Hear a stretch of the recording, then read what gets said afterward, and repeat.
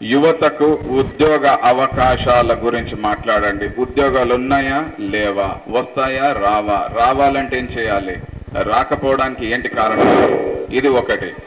రెండో topic general గా యువత భవిష్యత్తు గురించి జనరేషన్ గ్యాప్స్ గానీ, కల్చరల్ ఇష్యూస్ గానీ, సోషల్ ఇష్యూస్ గానీ, లైక్ డౌరీ గానీ ఇలాంటివి మాట్లాడొచ్చు. మూడవది role of youth in politics. మూడో సబ్జెక్ట్ చెప్తున్నాను, అంటే యువత రాజకీయాల్లో ఏ మేరకు వాళ్ళ ప్రభావం ఉంటుంది. ఫస్ట్ మనం ఒకటి తెలుసుకోవాలి, నేటి బాలలే రేపటి పౌరులు. అంటే ఇప్పుడు మన దేశంలో నిరుద్యోగం, అవినీతి, రాజకీయాలు ఇలాంటివన్నీ కొనసాగుతున్నాయంటే కారణం ఎవరు? ప్రజలు. సో ఇలాంటి సమస్యలన్నీ మనం ఎదుర్కోవాలంటే యువతే సమస్యలకు పరిష్కారం అవ్వాలి. అంటే యువత పాత్ర ఏమిటి ఇందులో, యువత ఏం చేయాలి, యువత ఏం చేస్తే ఈ సమస్యలకి పరిష్కారం దొరుకుతుంది? యువతకున్న సమస్యలకు కారణం, దేశంలో ఉన్న మన భవిష్యత్తుకున్న కారణం మనమే. అవినీతి ఉంది రాజకీయాల్లో, దానికి మనమే ముందుకెళ్లి ఎదుర్కోవాలి అని చెప్తుంది. అరుణ కుమారికి నేను యువ పదం స్పీకర్ సర్టిఫికేట్ ఇస్తున్నాను.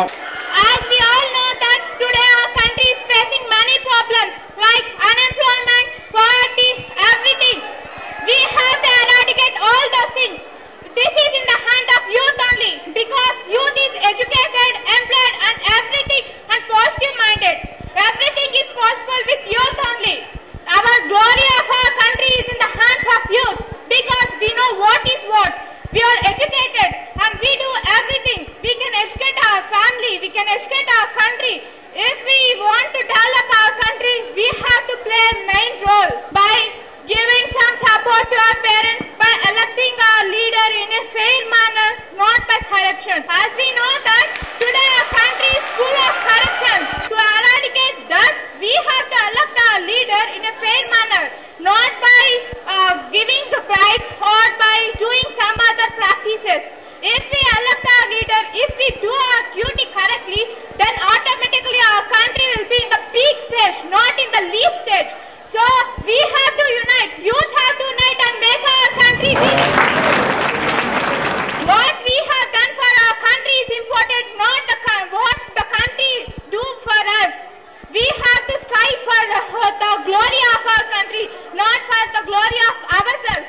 If everyone thinks that what do we do for our country, but everyone has to develop the ideas of what we have to do our country and how we develop the glory and the career of our country. By educating everyone, we can do that. We can unite, we make our country to be pride and we get our country in the peak stage. ఈ సమస్యలకు పరిష్కారం చేసే శక్తి ఉన్నది యువతలోనే అని చెప్పింది. ఇంత బాగా మాట్లాడి ఇంత మంచి సందేశం ఇచ్చినంది. అంటే మన నాయకుని ఎన్నుకునేది మన చేతుల్లోనే ఉంది. మనం ఎటువంటి నాయకుని ఎన్నుకుంటే అతనే మనల్ని పరిపాలిస్తాడు. ఆ పరిపాలన ఎలా ఉండాలి అది మన చేతుల్లోనే ఉంది. As we are educated, we can educate our family, our nation and our village. By educating everyone, we can elect a good leader. Simple గా ఒక్క క్వశ్చన్ అడిగింది. ఉన్న వాళ్ళందరూ ఆల్రెడీ అవినీతి పరులు, ఏ విధంగా మారుస్తాము అనింది. మీరేమంటున్నారంటే ఈ అవినీతి పరులను మార్చాలంటే నేను మారుతాను, నా కుటుంబం మారుతుంది, సమాజాన్ని కూడా మారుస్తాను అని మీరు అంటున్నారు. ఆమెకు కాన్ఫిడెన్స్ ఉంది నేను సమాజాన్ని మార్చగలుగుతాను అని. మీరేమంటున్నారంటే సమాజంలో అంతా అవినీతిమయం అయిపోయింది, దాన్ని ఏమీ చేయలేను అని మీరు అంటున్నారు. పొలిటికల్ లీడర్ ఎలా ఉండాలంటే కరప్టెడ్ అవ్వకుండా ఉండాలి. ప్రతి ఒక్కరు వాళ్ళు డబ్బులు ఇస్తే మనం ఓట్ ఇస్తేది కాదు. ఫస్ట్ మనం ఎడ్యుకేటెడ్, మన వీళ్ళిద్దరూ ఒకే పాయింట్ చెప్తున్నారు కాబట్టి ఇద్దరికి విభేదాలు లేవు. తను చెప్పింది కూడా మనము నీట్ గా ఉండి సమాజాన్ని మార్చగలచ్చు అని భావ్య అంటుంది. శిల్ప కూడా మనము ఫస్ట్ క్లీన్ గా ఉంటే తర్వాత సమాజం మారుతుందనింది. స్పీకర్ సర్టిఫికేట్ ఇస్తున్నాను, చాలా బాగా మాట్లాడింది. మనం అందరూ ఎన్నుకునే పొలిటికల్ లీడర్ ఎలా ఉండాలంటే వాళ్ళు కరప్ట్ అవ్వకుండా ఉండాలి. వాళ్ళు కరప్ట్ అయి ఉంటే మన కేసు ఏం చేయలేరు వాళ్ళు. మనము ఎన్నుకునే పొలిటికల్ లీడర్ ని ఎలా ఉండాలి, పార్టీ చూడకూడదు.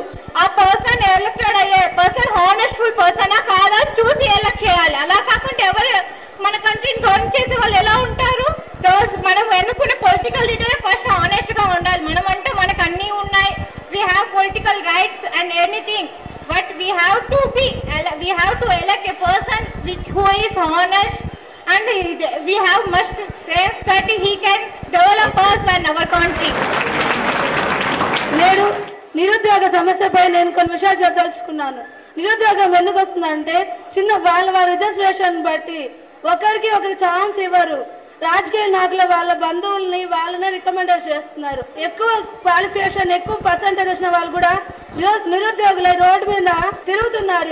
ఆటో డ్రైవర్స్ గా కూలీలుగా మారుతున్నారు. ఎందుకంటే వాళ్ళకి ఛాన్స్ ఇవ్వాలి, ఎదుట వారికి ప్రోత్సహించాలి. వాళ్ళని ఉద్దేశించి పొగుడుకోకూడదు. రాజకీయ నాయకుల వల్ల మనము ఎన్నో సమస్యలు ఎదుర్కొంటున్నాము. యువత మంచి నాయకుడిని ఎన్నుకోవడం లేదు. గోదాదేవి చెప్పింది అర్థమైందా అండి? అందరు విన్నారా? మనకు ఉద్యోగాలు రాకపోవడానికి కారణం ధనమున్న వాళ్ళు, రాజకీయ పవర్ ఉన్న వాళ్ళు, అధికారం ఉన్న వాళ్ళు వాళ్ళ బంధువులకు సహాయం చేసో లంచాలు ఇచ్చో ఉద్యోగాలు చేసుకుంటున్నారు. మనలాంటి వాళ్ళు కష్టపడినా కూడా ఉద్యోగాలు రావు అని చెప్పింది.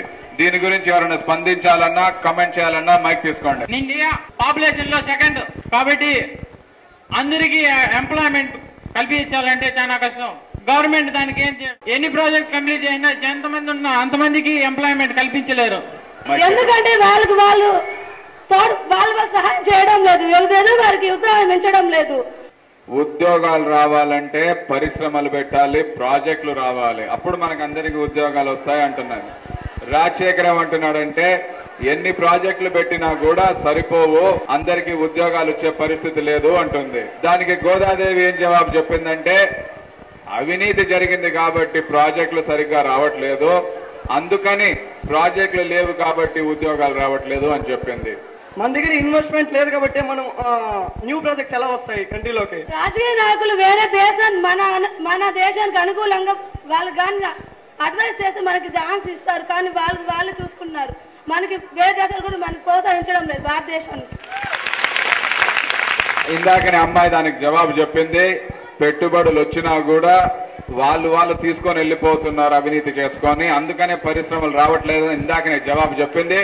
బ్లాక్ మనీ బయట తీసే ఎందుకు ఇన్వెస్ట్మెంట్ ఉండదు సార్? మీరు చెప్పిన విధంగా అవినీతి జరిగింది, అందుకని ఆ మనీ అంతా బ్లాక్ మనీ అయిపోయింది. ఆ బ్లాక్ మనీ తీసుకొచ్చి మళ్ళీ పెడితే పరిశ్రమలు వస్తాయి, ఉద్యోగాలు వస్తాయి కదా అంటుంది. బ్లాక్ మనీ ఎవరు బయట తీయడం లేదు, ఎందుకంటే సిఐడి వాళ్ళ గురించి చెప్పడం బయటకి ఎవరు వాళ్ళు కంప్లైంట్ ఇవ్వడం లేదు. ఎంతో మంది బ్యాంకులు మురుగుతున్నాయి, కానీ వాళ్ళు బయట తీస్తే ఎందుకు స్వతంత్రం బాగా రాదు, ఎందుకు డెవలప్మెంట్ అవ్వదు మన కంట్రీ. అదే మీరు ఏ విధంగా తెప్పించగలరు? బ్లాక్ మనీని బయటికి తెప్పించగలరా? తెప్పించి ప్రయత్నం చేయగలరు కానీ చేయలేదు.